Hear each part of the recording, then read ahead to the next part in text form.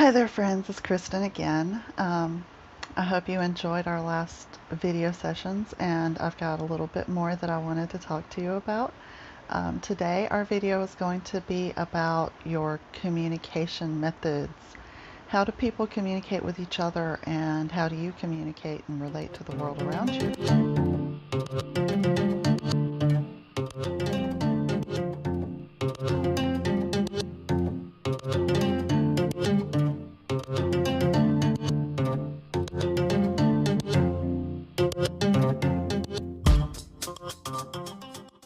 Some people may not think that this is an important thing to be making a video about, but honestly, understanding other people and understanding yourself and how you communicate back and forth with these other people and how they communicate with you can really increase your how productive you are when you're dealing with other people, and when you're going through your own mind too, going through your memories and trying to figure out when people are being genuine with you and when they're not.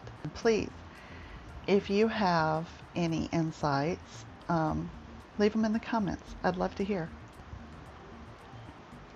I also changed up the intro a little bit. I hope you guys like it. It focuses a lot on my son because I take a lot of pictures and videos of him, and he's my heart. I hope you understand, and I hope you enjoyed the change. Now getting to how we relate to other people and how other people relate to us. First, you need to understand how you relate to the world around you. What is it that generates your interest? What do you like? What are your favorite colors? What are your favorite songs? What are your favorite TV shows? Your favorite books? Think about these and think about what they bring out in you. Is this an intellectual interest? Is it an artistic interest? Is it emotional? How do you relate to these things? For me, it's music. It is all music all the time. I love music. And this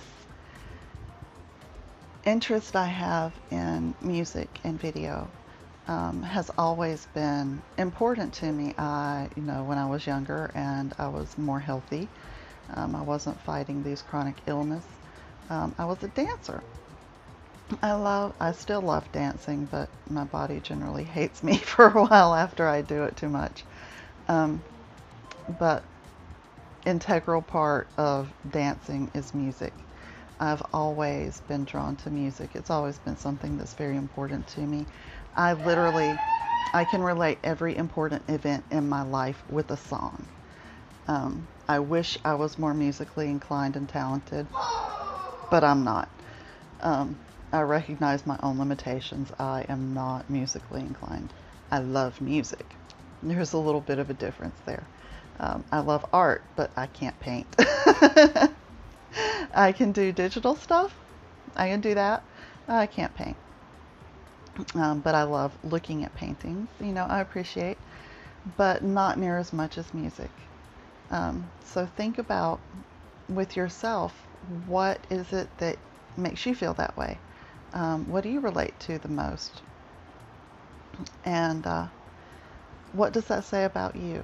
Now, me loving music shows that I am an artistic and expressive person. And the varying music that I like pretty much, I don't like most R&B rap stuff, and I'm not crazy about country. Everything else I like, and I even like some R&B and rap. I like some country, just not most of it. Personal thing, don't like it. And say no thank you when it comes to Native American hip hop. Yes, please. A little bit more. I like it a lot. Speed metal. Yes, please. I like it. Classical and opera. Yes, I love it. Wide variety. And what that tells about me is I experience a varied range of emotion, and I express it with the music I'm listening to. So people who know me know if I am cleaning my house frantically and I'm listening to speed metal, leave me alone. I'm in a bad mood. Something is going on that I'm working through, and just let me do it. Um, if I'm doing my normal routine, listening to some alternative rock or listening to some Native American hip hop, then we're all good. If I'm going classical and I'm probably a little upset and teary and might need a hug. Um, you can tell a lot about a person once you know how they communicate and how they relate to the world.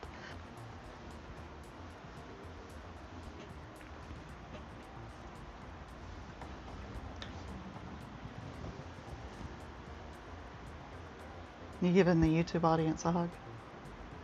You know what I heard one of the tricks is about being able to vlog? What? You treat your camera like it's a person. Because there's people that are going to be watching. And you have to talk to them and treat them like they're a real person. Even when you're just talking to your camera.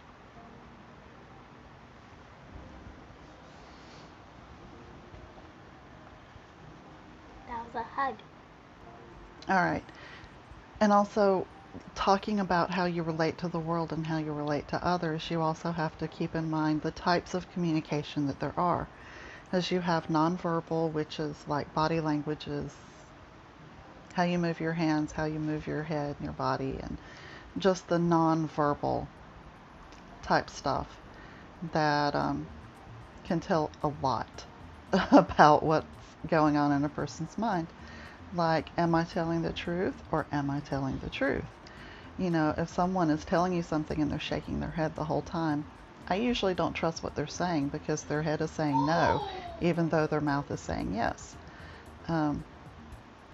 Little things like that, if a person is, they're protecting themselves, they feel vulnerable, they're trying to protect themselves from you and from the world. And they're trying to usually appear strong while they're doing it. People who hide their thumbs while they're talking. It's very odd, but people who hide their thumbs while they're talking are usually insecure. Something about having your thumbs out is makes people feel vulnerable sometimes. And also, like, people who do this with their hands while they're talking, they're making a point. This is usually a person who knows what they're talking about. They're feeling pretty confident. They've got this triangle going. They're feeling confident in what they're saying.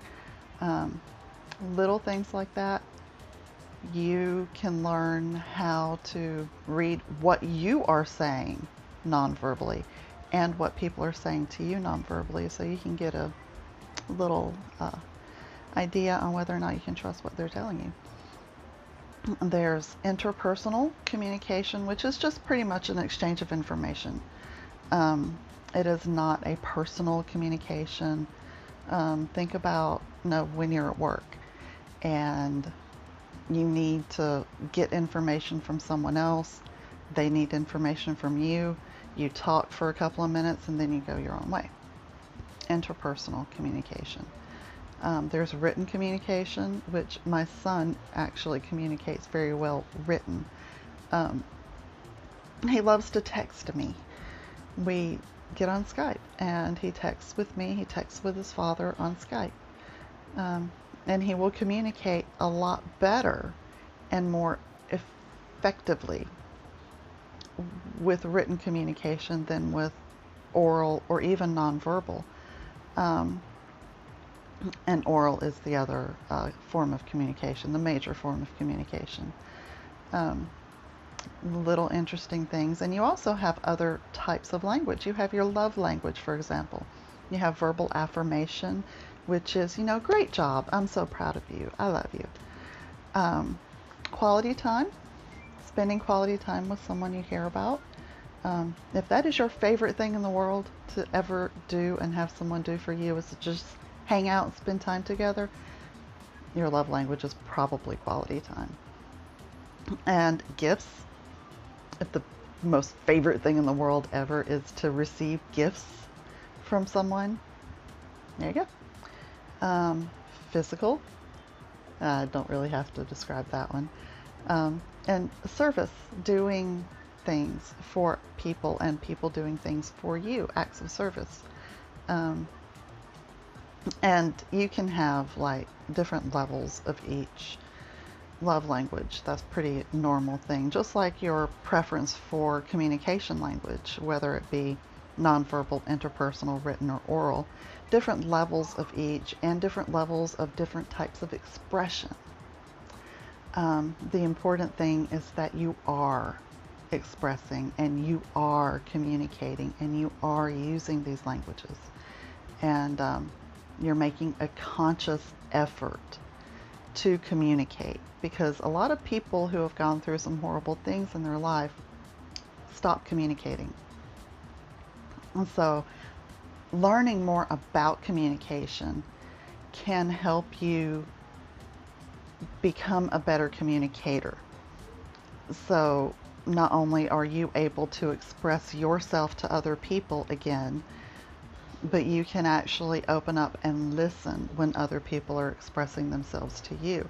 And you can judge, should I be listening to this or should I not? Is this a manipulation tactic? Is this someone who is trying to pull a fast one on me? You know, learning about communication and how people communicate with each other is very beneficial. And it can really come in handy, especially when you are like, you notice I keep going back to this. Okay, I'm having one of those female issues and I've put on a lot of water weight. This is a titanium ring and I nearly had to get wire cutters, hacksaw, and get it off my finger the other night because it was bruising my hand. And I almost did not get it off. I would have had to have had it cut off. So I put it on a necklace, but it's very important to me. My husband has one just like it. So I put it on a satin string and put it on my neck. So I'm always touching it because it reminds me of him and him being close to me. So when he's not here, I'm always fiddling with it. Now my husband's expression is more intellectual. It's really odd because mine's very emotional and his is very intellectual. And he is very much a nonverbal communicator, which I am too. I'm not much of a verbal communicator face to face in person. And his love language is physical. A lot of guys are like that, and mine is more like service. I really appreciate having those little things done for me. When I wake up, you've got a cup of coffee. It just makes my day. It makes the whole day brighter. It makes me happy. But when you understand each other like that, you understand your friends and you understand your loved ones, you can make a pointed effort to communicate with them in a way that they will understand what you're trying to say a lot better. And you can understand what they're trying to say a lot better in turn. I don't always expect people to sugarcoat anything. I don't expect anyone else to either. I think that's everything. So I hope you enjoyed this video and my new intro and the new methods I'm using on this video. I have an earbud here and a mic. The mic's hidden by my shirt a little bit, and it's going into a recording device down here, and I will be syncing the audio and the video together on my crappy little tablet that is an awesome tablet but really sucks for editing. So wish me luck with that one. By the time I'm you're seeing this, I'll be all done. So I hope it goes well. I hope it doesn't take too long to get this out. And I hope you've enjoyed the change of scenery. And if you enjoyed this video, please make sure to like, hit the little thumbs up, and subscribe wherever it is on your particular screen. Subscribe. And tap the little bell next to the subscribe to be notified when there are new videos. And definitely join the community, become a part of this world we have and our Essential Spirit tribe. We'd love to have you, and welcome to all the new people. If this is your first time watching, definitely come join us. Hit the button, visit our website at essentialspirittribe.com. I've been working more on videos than the website here lately, so I need to catch up on that and do some more updates to the website. I hope you've enjoyed, and I'll see you next time around. To forgive and leave the past behind, and if you did, then that's divine. Why don't you help your brother when you see him fall? Why do we act like God don't see it all? Why do we call them black, them white, them Asians, and use labels? Now that's racism. I don't wanna Why? I don't wanna